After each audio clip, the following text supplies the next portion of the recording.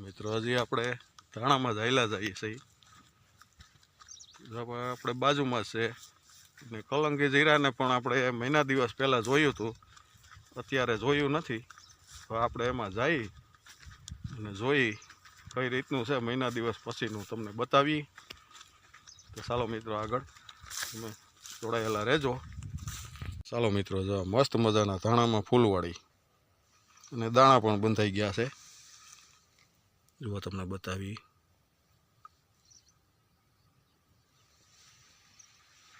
જો આ રીતના ધાણા છે.